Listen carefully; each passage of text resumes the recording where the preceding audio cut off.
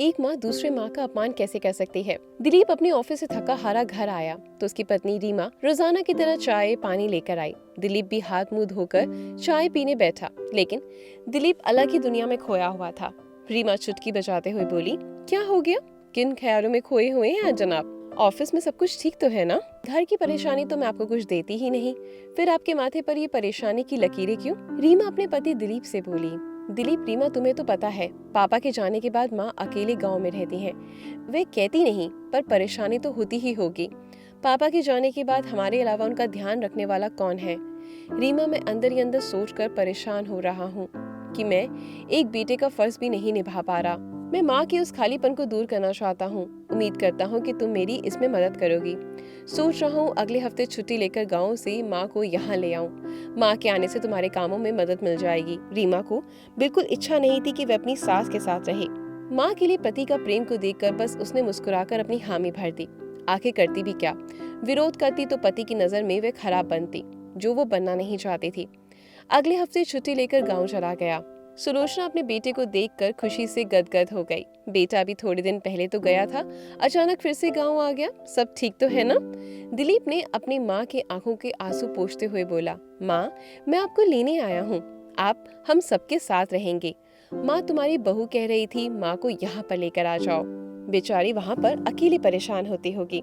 बेटी और बहू का अपने पति प्रेम देखकर माँ का मन खुशी से भर आया। अगले दिन दिलीप अपनी माँ को लेकर शहर में अपने घर पहुँचा। घर आते ही दिलीप ने माँ से कहा, माँ, ये अब सिर्फ हमारा घर नहीं बल्कि आपका भी घर है और इस पर आपका उतना ही अधिकार है जितना कि मेरा। ये सुनकर सुलोचना अपने बेटे पर गर्व महसूस कर रही थी। तभी रीमा झूठी हंसी हंसते हुए किचन में आई और सास के पैर छुए। सास ने अपनी बहू को ढेर सारा प्यार और आशीर्वाद दिया। तभी दिलीप बोला, अब मैं सुकून से अपना काम पर ध्यान लगा सकूंगा क्योंकि मेरी माँ मेरे सामने रहेंगी। माँ के आने से इस घर में रौनक सी आ गई है। सुलोचना जी अपने आप को भाग्यशाली महसूस कर रही थी। इस जमाने में मेरा बेटा और बहू कितने अच्छे मिले हैं। सुलोचना जी मन ही मन भगवान को शुक्रिया अदा कर रही थी। लेकिन रीमा माँ बेटे का प्यार देखकर जल भुन रही थी। रीमा सभी के लिए खाना परोसती। सुलोचना देवी बना बनाया खाना अपने सामने देख बोली, बेटा, ऐसा खाना खाने के लिए तो मैं तरस गई थी। तेरे यहाँ पर आकर मुझे बहुत अच्छा लग रहा है। धीरे धीरे वक्त बीतता गया और बहू ने अपना असली रंग दिखाना शुरू कर दिया। रीमा अपने पति के सामने अपनी सास की खूब इज्जत करती। पति के ऑफिस जाते ही उस माँ की इज्जत उतारने में संकोच भी नहीं करती। एक दिन रीमा की काम वाली बोली, भाभी, मैं अपने गांव जा रही हूँ क्योंकि वहाँ मेरी सास बीमार है। वहाँ कुछ दिन रहकर सेवा करूंगी, जब वो ठीक हो जाएंगी तब वापस आऊंगी। रीमा बोली, क्या कह रही हो? घर के काम कौन करेगा? क्या झाड़ू पोछा और बर्तन मैं करूंगी? मेरे नाखून ही खराब हो जाएंगे। उस बुढ़िया के लिए तुम अपना काम छोड़कर जाओगी? दिमाग तो सही है ना? तभी काम वाली बाई बोली, हम इतने अमीर नहीं जो अपने माता पिता को बोझ समझो। मैं तो भगवान से यही मांगती हूँ कि मेरे सास ससुर सब सही सलामत रहें, तभी तो मैं शहर में चैन से रह पाऊंगी और दो पैसे कमा पाऊंगी। वहाँ की खेती बाड़ी की चिंता हमेशा बनी रहेगी। आप लोग अमीर हैं लेकिन अपने माँ बाप का कद्र नहीं जानते। तभी रीमा गुस्सा करते हुए बोली, ज्यादा जबान चला रही है तू। काम वाली बोली, अगर आपको इन सबसे ज्यादा दिक्कत है तो कोई और काम वाली रख लीजिए। फालतू की बातें मुझे मत सुनाइए, मैं तो कल से नहीं आऊंगी। इतना कहकर काम वाली बचे हुए काम करने लगी। रीमा गुस्से में अपने कमरे में चली गई। सुलोचना जी उन दोनों की सारी बातें सुन रही थी। एक गिलास ठंडा पानी काम वाली को देते हुए बोली, बहुत थक गई होगी, इसे पी लो बेटा। काम वाली बोली, अम्मा, आप ही हैं जो इस घर में गरीब को इंसान समझती हैं। आपको देखकर मैं आती हूँ, वरना इस घर में काम करने का बिल्कुल जी नहीं करता। सुलोचना जी बोली, बेटा, तुमसे एक विनती करती हूँ कि तुम जितना जल्दी हो सके अपने गाँव चले जाओ। पता नहीं वह बूढ़ी जान अपने आप को कैसे संभाल रही होगी। दुख बीमारी में कोई अपना सामने होता है तो बड़ी से बड़ी दुख भी छोटी महसूस होती है। अपनी माँ को माँ ही समझना, बोझ मत समझना। और आंसुओं को पोंछने लगी। काम वाली उन्हें देखकर सोच रही थी कि ईश्वर क्यों ऐसी जिंदगी देते हो जहाँ पैसे कमाने वाले बनते हैं पर माँ की कद्र करने वाली बहू नहीं होती। जिसके पास सास नहीं होती वह सास के लिए रोती है, जिसके घर में सास होती है वह उसकी इज्जत नहीं करती। ना जाने आगे आने वाले समय बूढ़े माता पिता का क्या हाल होगा। अगले दिन सुबह सुलोचना जी अभी बेड पर ही लेटी थी। दिलीप सुबह सुबह अपनी माँ के कमरे में खैरियत पूछने जाता है। उस दिन भी लाइट जलाते हुए बोला, माँ, आपकी तबीयत तो ठीक है ना? हाँ बेटा, बिल्कुल ठीक हूँ, आप आराम करो, मैं शेव करवा के आता हूँ। दिलीप के निकलते ही रीमा आई और बोली, मम्मी जी कब तक सोती रहोगी? आपको पता है ना कि आज से काम वाली नहीं आएगी।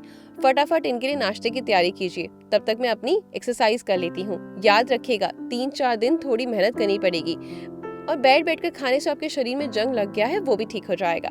बेचारी सुलोचना जी खाने की तैयारी करती हैं। करीब 1-1.5 घंटे बाद रीना जल्दी जल्दी रसोई में आई और एकाएक बोली, मम्मी जी बचा हुआ काम मैं कर लूंगी, जाइए आप थोड़ी देर के लिए आराम कर लीजिए। सुलोचना जी को आश्चर्य हुआ कि आखिर बहू उन्हें आराम करने को कैसे बोल रही है। जैसे ही वो रसोई से निकली उन्होंने देखा कि दिलीप बाहर से आ रहा है। वे सब समझ गई। इसी कारण बहू ने रसोई से हमें आराम करने के लिए भेज दिया। पत्नी को रसोई में काम करते देख दिलीप बोला, क्या बात है आज तुम रसोई में लगी हो? रीमा बोली, 4-5 दिन तक काम वाली हमारी नहीं आएगी। मेरी तो हालत खराब हो रही है। 2 दिन तक छुपन छुपाई वाला खेल चलता रहा, पर सच्चाई कब तक छुपेगी? एक न एक दिन तो बाहर आ ही जाती है। रीमा अपनी सास से बोली, मेरी माँ और बहन बड़े दिनों बाद मेरे घर आ रहे हैं, तो आप अपने हाथ का खाना बना दीजिएगा।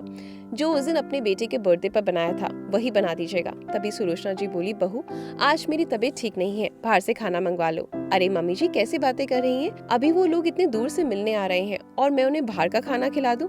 अपने बेटे के आगे तो आप बहुत फुर्तीली बनती हैं। सुलोचना जी इसके आगे कुछ नहीं बोल पाई। बेचारी सुलोचना जी किचन में धीरे धीरे काम करने लगी और रीमा फोन लेकर अपने कमरे में चली गई। बेचारी सुलोचना जी काम कर रही थी और बार बार पानी पी रही थी। रीमा के मायके वाले आ गए। रीमा सभी से बातें करने लगी। सुलोचना जी एक एक करके सारा नाश्ता टेबल पर लगा रही थी। रीमा की माँ अपनी बेटी से बोली, इस बुढ़िया के आने से तुम्हें खूब आराम मिल रहा है, और क्या मुफ्त में थोड़ी ही खाना खिलाऊंगी? रीमा हंसते हुए बोली, जब तक काम वाली नहीं आती तब तक मेरी प्यारी सासू माँ मेरी मदद करेंगी। और दोनों माँ बेटी हंसने लगी। सुलोचना जी अपने कमरे में चली गई और मन ही मन सोचने लगी, मैं दिलीप को यदि ये सारी कहानी बताऊंगी तो फिजूल में परेशान हो जाएगा। वैसे भी वे ऑफिस के काम से परेशान रहता है। तभी रीमा की आवाज आई, मम्मी जी ये प्लेट तो लेकर रख दो, एक काम ढंग से नहीं करती। सुलोचना जी झूठे प्लेट उठाकर ले ही जा रही थी कि रीमा फिर से बोली, मम्मी जी लगे हाथ किचन की साफ सफाई भी कर देना और सारे बर्तन भी धो देना। उधर दिलीप के ऑफिस में आज जल्दी छुट्टी हो गई तो उसने सोचा चलकर मम्मी और रीमा को सरप्राइज दूंगा। जैसे ही वो अंदर आने वाला था तभी रीमा के चिल्लाने की आवाज आई। दिलीप थोड़ी देर दरवाजे के पास ही रुक गया। तभी रीमा की मम्मी बोली, अरे समधन जी हर एक चीज के लिए बोलना पड़ेगा क्या? एक गिलास पानी दे दीजिए। तभी सुलोचना जी पानी लेकर आई। रीमा अपनी माँ से बोली, मम्मी किटी पार्टी करने में मजा आता है क्योंकि मुझे तो बस तैयार होकर बैठना है, मेरा सारा काम तो फुल टाइम मेड कर देती है। ये सुनकर दिलीप का गुस्सा 7वें आसमान पर चढ़ गया। वह गुस्से में अपनी मम्मी के पास गया और बोला, मम्मी आप क्या कर रही हैं? किचन की साफ सफाई करने का काम रीमा का है, आपका नहीं। आपकी तबीयत तो खराब थी ना? जोर से चिल्लाया, रीमा रीमा ये क्या है? मेरी मम्मी किचन साफ कर रही है और तुम्हें बिल्कुल शर्म नहीं आती? तभी नाटक करते हुए रीमा बोली, मम्मी जी आपको ये सब करने की क्या जरूरत थी, मैं बाद में कर देती।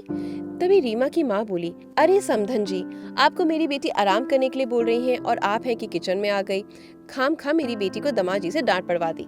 अपनी सास को हाथ जोड़ते हुए दिलीप बोला, अपनी बेटी की तरफदारी करना बंद करिए। आप कैसी माँ हैं जो दूसरी माँ के कष्ट को नहीं समझ रही और बेटी के साथ मिलकर मेरी माँ का अपमान कर रही हैं? आप भी एक माँ हैं और ये अपमान आपका भी हो रहा है। अच्छा हुआ कि साले साहब और भाभी जी आपके साथ नहीं रहते, आप अकेले रहने लायक हैं। तभी रीमा बोली, आप मेरी माँ से ऐसे कैसे बात कर सकते हैं? तुम्हारी माँ से मैं कुछ कह भी नहीं सकता और तुम मेरी माँ को सबके सामने नौकर कह सकती हो।